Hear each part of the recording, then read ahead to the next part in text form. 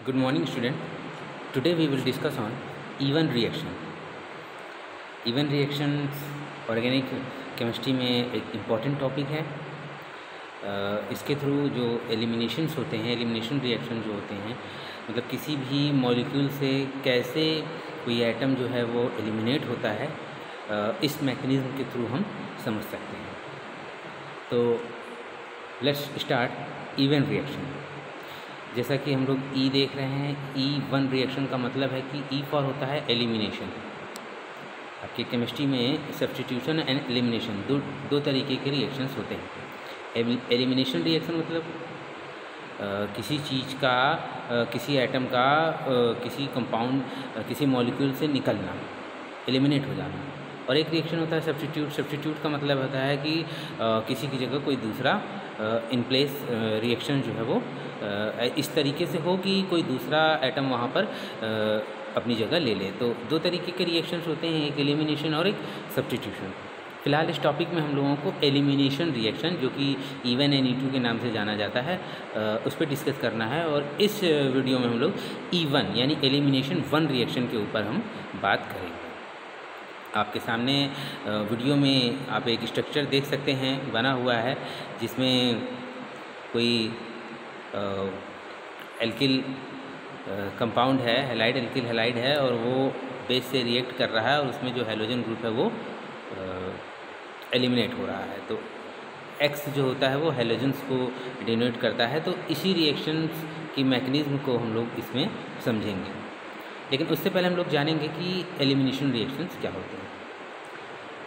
जैसा कि इसमें लिखा है, just as there are two mechanism of substitution यानी SN2 and SN1, there are two mechanism of elimination E2 and E1। जिस तरह से सब्स्टिट्यूशन रिएक्शन होता है उसी तरीके से एलिमिनेशन होता है। SN2 SN1 जो कि आपके सिलेबस में है, आप इसको भी आगे के वीडियो में देखेंगे, बट आज के वीडियो में हम लोग E1 और E2 रिएक्शन को देखेंगे। तो इसमें E2 जो होता है वो बाई मॉलिक्यूलर एलिमिनेशन होता है, जबकि E1 जो होता है वो यूनी मॉलिक्यूलर एलिमिनेशन होता है। The E2 and E1 mechanism differ in the timing of bond cleavage and bond formation. दोनों में जो बॉन्ड होते हैं उनके टूटने के टाइमिंग एंड जो नया बॉन्ड बनता है उसी में डिफरेंस होता है। और ये लगभग SN2 एंड SN1 यानी E2 जो है वो SN2 की तरह और E1 जो होता है वो SN1 की तरह मैकेनिज्म को फॉलो करता है। दोनों में लगभग सिमिलरिटी आपको मिल जाएगी। E2 and SN2 reaction have some features in common as do E1 and SN1 reactions. कुछ ऐसे भी केस होते हैं जैसे base removes a proton from the beta carbon atom while the halogen atom leaves from the alpha carbon, resulting in the formation of a pi bond. Such elimination are also called beta elimination reaction. तो अब इसमें beta carbon कौन सा होता है? किसी भी molecule में फंक्शनल ग्रुप के जस्ट नेक्स्ट जो कार्बन होता है उसे ही हम लोग बीटा कार्बन कहते हैं। जैसे यहाँ पर आप एक स्ट्रक्चर देख रहे हैं CH2Br, उसके बाद CH CH3 और CH3। तो इसमें जहाँ पे CH2 पे Br जुड़ा हुआ है, ये आपका मेन फंक्शनल ग्रुप हो गया है, और इसका जो कार्बन है वो अल्फ़ा कार्बन है, और इसके जस्ट सेकेंड जो बगल में जो कार्बन है वो बीटा कार्बन है। तो इस तरीके का रिएक्शन जहाँ पर बीटा पोजीशन से एटम जो है वो रिमूव होता है, प्रोटॉन रिमूव होता है, उसे हम कहते हैं बीटा एलिमिनेशन। ये भी एलिमिनेशन रिएक्शंस में ही आते हैं। क्योंकि ये हम लोगों का इवन मैकेनिज्म या इवन रिएक्शन है, तो हम लोग इवन मैकेनिज्म को समझने की कोशिश करेंगे। यहाँ पर आप देख सकते हैं CH3CH3Cl, इस तरीके से एक कंपाउंड आपके सामने है। इसमें क्लोराइड जो है उसको एलिमिनेट होना है, उसको निकालना है, और किस तरह से ये रिएक्शंस आपके सामने हो रही है इसको समझते हैं। The E one reaction proceed via 2 step mechanism. ये 2 स्टेप की मैकेनिज्म होती है। The bond to the leaving group break first before the pi bond is formed. The slow step is unimolecular involving only the alkyl halide. It exhibits first order kinetics. E one reaction जो होता है ये 2 step में होती है। पहले step में आपका जो एल्किल हैलाइड है वो रिमूव होता है और सेकेंड स्टेप में बॉन्ड का रीअरेंजमेंट होता है। ये जो पहली वाली जो स्टेप है ये स्लो होती है एंड बाद वाली जो होती है वो थोड़ा सा फास्ट होती है। आप देख सकते हैं यहाँ पे 2 स्टेप्स हैं।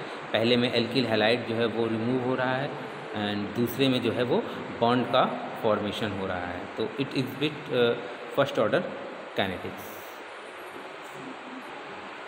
तो जैसा कि आप लोग देख रहे हैं यहाँ पर कि ये रिएक्शन आपके सामने बनी हुई है।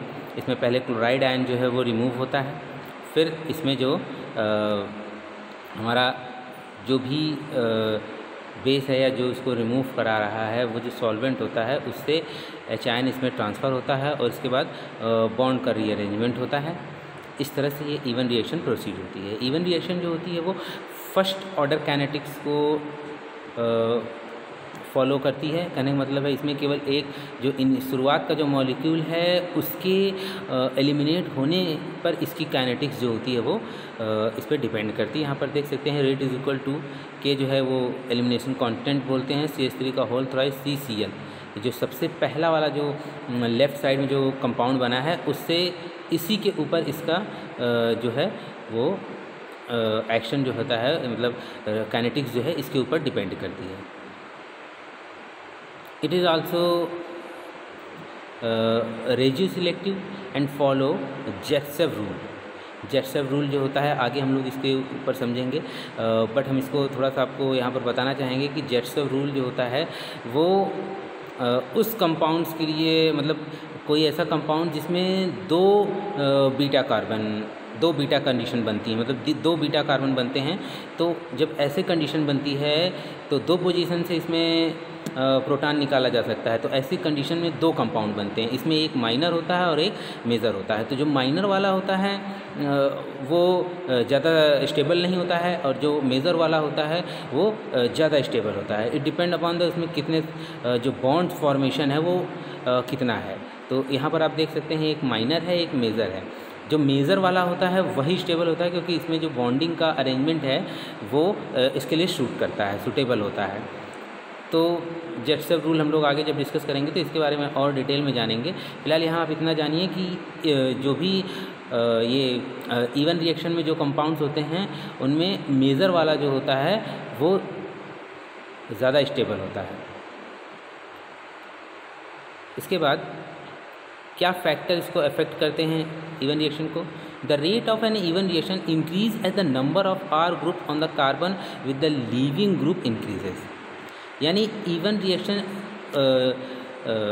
वो उतना ज़्यादा मतलब इंक्रीज़ होता है, कहने मतलब रेट जो होता है उसका बढ़ सकता है जितना ज़्यादा से ज़्यादा जो लिविंग ग्रुप है या कार्बन जिससे कि कोई एलिमिनेशन होना है उस पर जितने से ज़्यादा R यानी एल्किल ग्रुप मौजूद है। जैसे यहाँ पर देख सकते हैं आप RCH2X है, तो ये आप समझिए कि सबसे कम मतलब इसमें एलिमिनेशन कम होगा।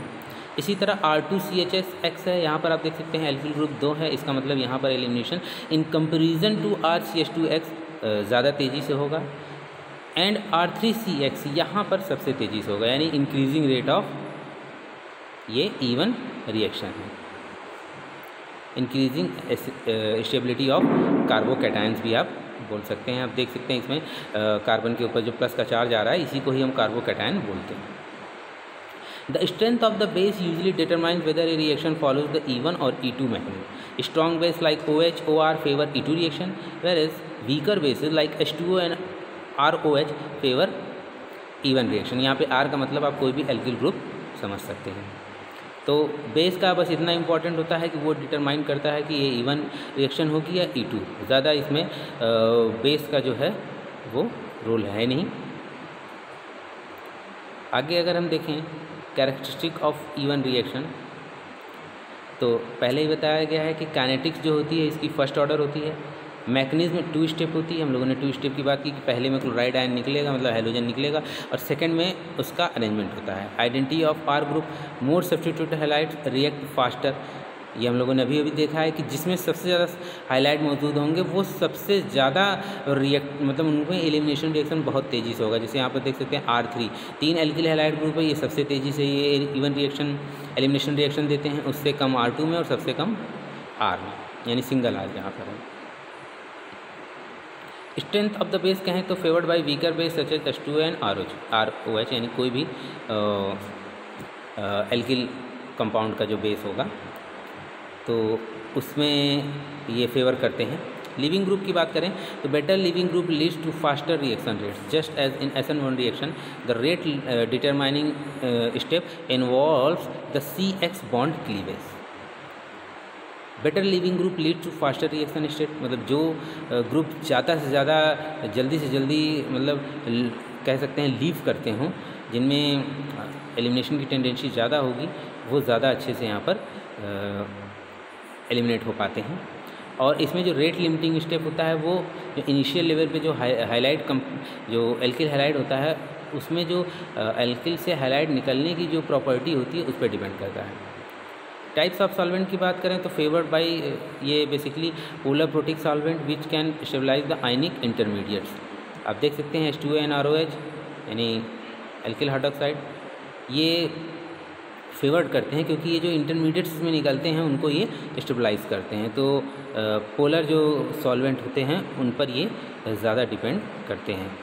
पोलर सॉल्वेंट जो होता है वो इसमें ज़्यादा रोल प्ले करता है। तो it is an very important reaction in organic chemistry, E one reaction के थ्रू बहुत से रिएक्शंस होते हैं ऑर्गेनिक केमिस्ट्री में। कई सारी सिंथेसिस भी आप देख सकते हैं एल्केन्स, एल्कीन, एल्काइंस की, और डिफरेंट टाइप ऑफ रिएक्शंस होते हैं। तो वो रिएक्शंस भी हम लोगों ने आगे देखना है। तो study well it and thank you.